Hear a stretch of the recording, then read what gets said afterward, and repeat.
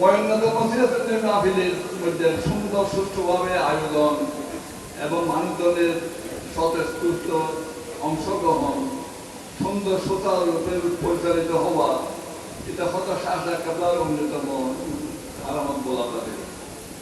তো আমি এই মাহফিলের সমৃদ্ধ কামনা করছি, এই মাহফিল যাতে আল্লাহ পাক তাদেরকে আমার তুলে দায় রাখেন এবং এই মহান আশিকের রসুল, মহান আনাফির রসুল শাহজাহ কাবলা।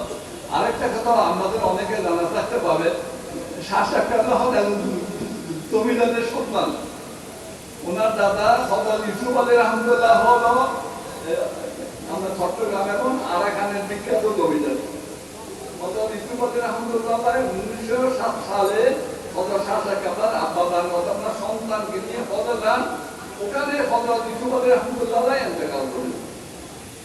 আব্বাজানকে ওখানে দাফন করে হযরত শাহজাহ কাবলার আব্বাজান সন্তান দেশে ফিরে আসেন।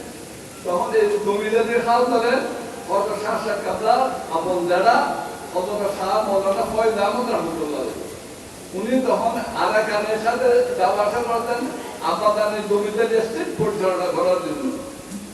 এই তথ্যটা অনেকের কাছে জানা হতো না থাকতে পারে। এবং হযরত শাহজাহ কাবলাও আমরা 27শে রমজান যেটা আল্লাহর সান্নিধ্যে আল্লাহ হাবিবের জন্য মানা হয়ে যান, এই ঘটনাও কিন্তু আরাকানে। অর্থাৎ এবং ইসুফ মন্দির একটা বিখ্যাত নাম, এখন ইসুফ মন্দিরের শাখা হয়তো শাহ মন্দির, ইসুফ মন্দির শাহ মন্দির। এই ঘটনার ইতিহাস অনেকে জানা না থাকতে পারে।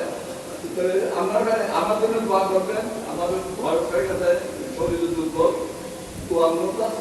আসসালামু আলাইকুম রহমতুল্লাহ।